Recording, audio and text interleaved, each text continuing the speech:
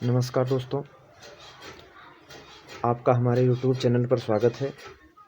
और आज हम लोग मांग सिद्धांत को पढ़ेंगे। मार्शल पीगू तथा अन्य अर्थशास्त्रियों द्वारा निर्मित 9 क्लासिकी जो उपयोगिता विश्लेषण सिद्धांत है, ये उपभोक्ता मांग के सिद्धांत की ओर निर्देश करता है। ये जो सिद्धांत है, ये उपयोगिता की गणन संख्या प्रणाली पर आधारित है। इस सिद्धांत को समझें इससे पहले हमें थोड़ा ये समझना आवश्यक होगा कि उपयोगिता किसे कहते हैं। तो उपयोगिता शब्द किसी वस्तु या सेवा की आवश्यकता पूर्ति की शक्ति को व्यक्त करता है। और उपयोगिता व्यक्तिपरक होती है। व्यक्तिपरक का मतलब है कि उपयोगिता व्यक्ति के अनुसार बदलती है। अर्थात अगर किसी चीज़ की हमारे लिए कुछ उपयोगिता है, जरूरी नहीं है कि वही चीज़ दूसरे के लिए भी उपयोगी हो। जैसे शराब तथा सिगरेट स्वास्थ्य के लिए हानिकारक है। जो इस बात को जानते हैं वे इनका प्रयोग नहीं करते, अर्थात उनके लिए शराब और सिगरेट में उपयोगिता नहीं है। पर अन्य लोगों के लिए इनकी आवश्यकता है, जो लोग उसको पीते हैं या प्रयोग करते हैं, इसलिए उनको उनमें उपयोगिता दिखाई पड़ती है।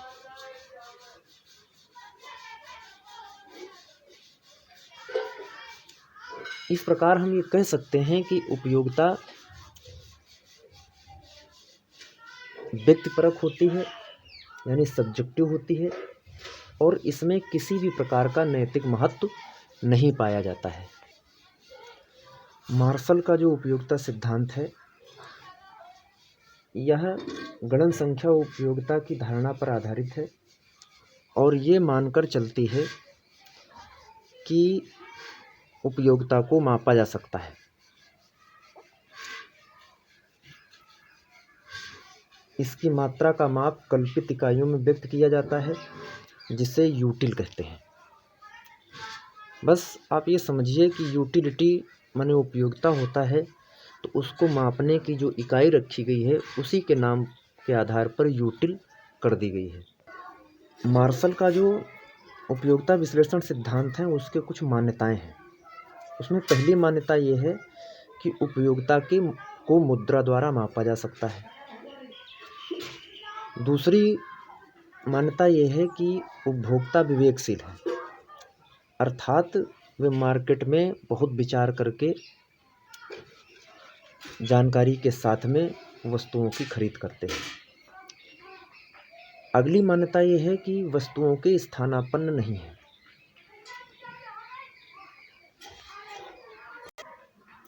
एक मान्यता और इनकी विशेष है, जो इसमें यहाँ पर नहीं लिखी है, वो ये है कि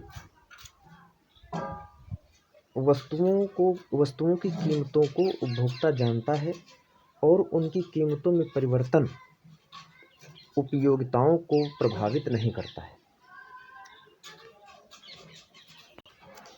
मार्शल का समस्त उपयोगिता विश्लेषण, जिसमें घटती सीमांत उपयोगिता नियम, अधिकतम उपयोगिता नियम, उपभोक्ता की बचत नियम और मांग का नियम शामिल है, इन्हीं मान्यताओं पर आधारित है। इन नियमों की व्याख्या करने से पूर्व कुल उपयोगिता तथा सीमांत उपयोगिता के संबंध का अध्ययन हमें करना चाहिए। तो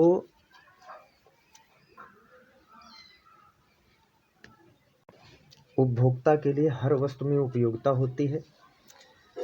जैसे मान लीजिए कोई व्यक्ति है, वो 4 सेब खरीदता है, तो पहला सेब जब खाएगा तो उसमें उसको ज़्यादा उपयोगिता का अनुभव होगा या मिलती है। दूसरा सेब खाने पर थोड़ा कम होगा, तीसरा सेब खाने पर और कम होगा, चौथा सेब खाने पर और कम होगा। तो मान लीजिए कि पहला सेब खाने पर 15 यूटिल उसे उपयोगिता मिली, दूसरा सेब खाने पर 10 यूटिल मिली, तो कुल उपयोगिता को समझने के लिए हमें उन दोनों को जोड़ना होगा। सीमांत उपयोगिता निकालने के लिए हमें क्या करना होता है कि जितनी संख्याओं का, मान लीजिए कि हमें 10वीं इकाई की सीमांत उपयोगिता निकालनी है, तो 10वीं इकाई तक कुल उपयोगिता कितनी हुई, उससे माइनस TU माने टोटल यूटिलिटी निकालनी है कितने की, N-1 माने 10 से 1 घटाना है। अर्थात अगर 10वीं इकाई की सीमांत उपयोगिता निकालनी है तो 10 इकाई तक की कुल उपयोगिता को जोड़कर और उससे 9 इकाइयों की कुल उपयोगिता जोड़कर घटाया जाता है। यह चीज़ कुल उपयोगिता और सीमांत उपयोगिता में संबंध देखने से और अधिक क्लियर हो जाएगा। आइए अब हम लोग इन दोनों में संबंध देखते हैं। संबंध क्या है, मान लीजिए एक सेब खाया तो एक सेब खाने पर 20 यूटिल की उपयोगिता मिल रही है, तो उस समय सीमांत उपयोगिता 20 ही होगी, क्योंकि उसके पहले कोई नहीं खाया है। या ऐसे मान लो कि पहले 0, तो 0 उपयोगिता है, 0 सीमांत उपयोगिता है। इसके बाद में जब एक सेब को खाया तो 20 यूटिल की उपयोगिता मिली, तो सीमांत उपयोगिता 20 हो गई। अब जैसे ही दूसरा सेब खाएगा, मैंने 2 सेब यहाँ पर प्रयोग कर लिए, तो दूसरे सेब के प्रयोग करने पर कुल यूटिलिटी 35 होगी। क्यों 35 होगी? क्योंकि घटती सीमांत उपयोगिता का नियम होता है, अर्थात बराबर यूटिलिटी नहीं रहेगी। तो जब 35 हो जाएगी, 2 सेबों से 35 प्राप्त हुई है और एक सेब से 20, तो दूसरे सेब की यूटिलिटी निकलेगी, दूसरे सेब की जो सीमांत उपयोगिता है वो कितनी निकलेगी, 35 से 20 घटाओगे 15। यही पीछे सूत्र में बता दी। ये है आपका TUN और ये है TUN-1। मतलब अगर MU निकालनी हो यन की, दूसरी इकाई की अगर हमें सीमांत उपयोगिता निकालनी है, तो दोनों इकाइयों तक की कुल उपयोगिता को जोड़कर, दोनों इकाइयों की कुल उपयोगिता है 35, इससे इस संख्या से एक घटाकर माने 1 की कुल उपयोगिता घटा देंगे, तब सीमांत उपयोगिता निकलेगी। इसी प्रकार जब तीसरी इकाई का प्रयोग करता है तो 15 होती है, तो 45 होती है, तो 45 से जब 35 जाएंगे 10 बचेंगे। चौथी इकाई पर 50, 50 से 45 5, पाँचवीं इकाई पर 50, तो 50 से 50 जाएंगे 0। छठी इकाई पर 45, 45 से 50 जाएंगे -5। सातवीं इकाई पर 35, 35 से 45 जाएंगे -10। अब इसी चीज़ को हम लोग चित्र पर देखते हैं। ये हमने चित्र बनाया, चित्र में 5, 10, 15, 20 इस तरीके से 50 तक ले लिया, ये कुल उपयोगिता है। और इधर हमने यूनिट्स ले ली, कुल उपयोगिता और सीमांत उपयोगिता दोनों इस पर हम लिख सकते हैं। तो जिस तरीके से आपको याद होगा, अभी जो लिस्ट में हमने देखा था कि एक जब सेब की इकाई है तब यूटिलिटी मिलती है कितनी, 20। एक सेब प्रयोग करने पर 20 यूटिल, 2 सेब प्रयोग करने पर 35 यूटिल, 3 सेब प्रयोग करने पर 45 यूटिल, कुल उपयोगिता की बात हो रही है। 4 सेब प्रयोग करने पर 50 यूटिल,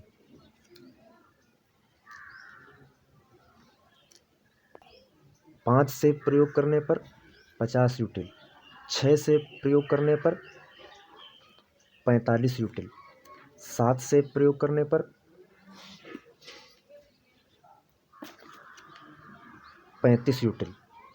तो इस तरीके से यही जो बिंदु हैं कि एक सेब 20 यूटिल, ये जो पॉइंट है, इन पॉइंट्स को, इन बिंदुओं को मिलाते हुए हमने ये रेखा खींच दी और इसी रेखा को नाम दिया TU, टोटल यूटिलिटी।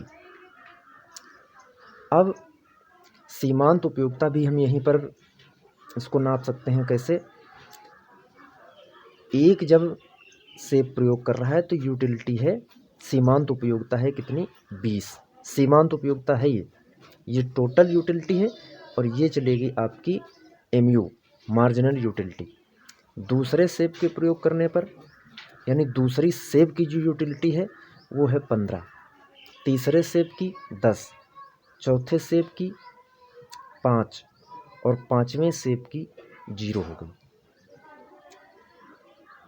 अगला जब सेब प्रयोग किया छठा, तो ये -5 हो गई। सातवें सेब में -10। मतलब यह है, अब इससे निष्कर्ष क्या निकल सकता है? निष्कर्ष ये निकलता है कि जैसे जैसे कुल उपयोगिता बढ़ती है, जैसे जैसे कुल उपयोगिता बढ़ती है, सीमांत उपयोगिता घटती है। ये इधर को जा रहा है, ये नीचे को आ रहा है, अपोजिट। दूसरा निष्कर्ष क्या है कि जब कुल उपयोगिता अपने शीर्ष पर होती है 50, तब उसी समय सीमांत उपयोगिता 0 होती है।